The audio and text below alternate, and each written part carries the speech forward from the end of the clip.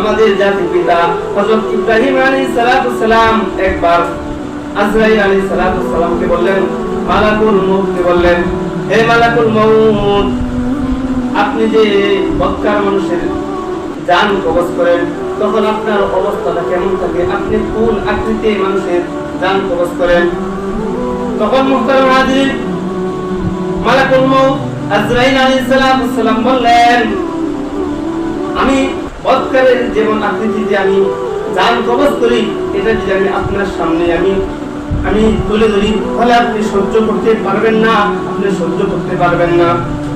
ইব্রাহিম আলাইহিস সালাতু সালাম বারবার বললেন, আপনি আমাকে দৃশ্যটা একটু দেখান, আপনি কিভাবে মক্কারের আপনি জান কবজ করেন।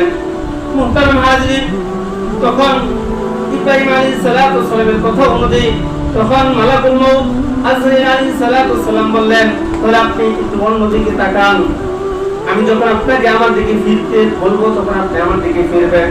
মুহতারাম হাজিরিন, তখন আজরাইল আলাইহিস সালাতু সালাম তিনি মক্কারের জান কেমন কবজ করেন, কি আকৃতিতে কবজ করেন, এই দৃশ্যটা সে তুলে ধরলো।